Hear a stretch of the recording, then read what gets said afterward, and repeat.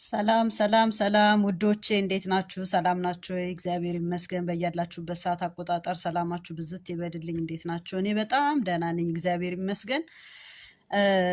እስቲ ዛሬ ሁሌም ከገዳም አልወጣም። አሁን የገዳም ፍቅር ስላለኝ ነው እና በቀኑ ዛሬ ሚካኤል ነው።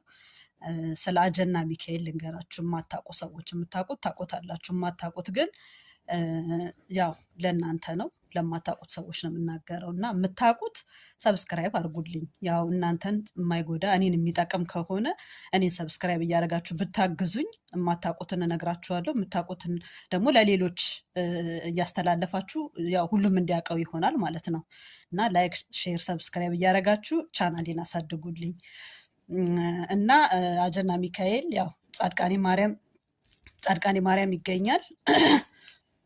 እዛ ስንሄድ ያው ግዴታ ንስሐ ገብተን ቄደር ተጠምቀን ማንኛውም ጸበል ቦታ ስትሄዱ ቅድሚያ ንስሐ ተገብቶ ምን ተብሎ ቢሆን ጸበሉ የተሻለ ይሆናል።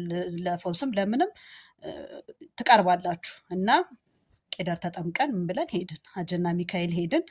ስንሄድ በቃ ሁሉም ሰው ሲገባ ቀስተ ደመና ይታየዋል ማለት ነው። ቀስተ ደመና ሁሉም ሰው ይታየዋል እና ያንን ቀስተ ደመና እኔ እንደሚታይ ምናምን አላወኩም ነበረ። ገና ስንገባ ጸበል ውስጥ የራስ ምታት የምትባል ጠብ ጠብ የምትል ጸበላለች። በጣም ቀጭን ዝም ብላ ጠብ ጠብ የምትል እንደንባ ማለት ነው። እሷን ትነካላችሁ መጀመሪያ። እሷ አንዴ ከነካችሁ ራስ ምታት የሚባል ነገር የለም። እሱን ካደረግን በኋላ ቀጥታ ወደ ዋናው ጸበል ከላይ ነው እንትን የሚለው፣ እንደ ፏፏቴ ነው የሚወርደው። በጣም በቃ ስታዩት የሚከብድ ምናምን ይመስላል፣ ግን ስትገቡበት ምንም ችግር የለውም። ከዛ ገብተን ስንጠመቅ ሙሉ በሙሉ ያለንበት አካባቢ በሙሉ በቀስተ ደመና ነው የተሞላው ማለት ነው።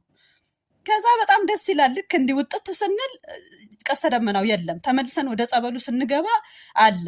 ከዛ በኋላ ያንን ቀስተ ደመና አይተን ተደስተን ያው መጣንና ከዛ በኋላ እኔ በጣም ግርም ብሎኝ በቃ ለሰዎች እንደዚህ ስናገር ራሷን እንደ ንጹህ እንትን ትላለች። አንቺ ምን ስለሆንሽ ነው እንደዚ አይነት ነገር ለአንቺ የሚታይሽ ምናምን አሉኝ ማለት ነው ሰዎች።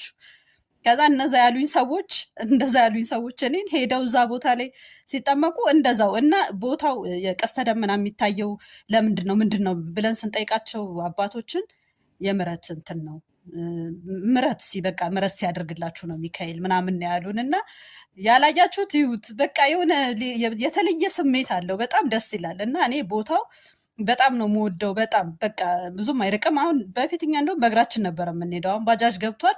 በባጃጅ እዛው ጸበሉ ቦታ ባጃጅ እንትን ይላል ይወስዳችኋል እና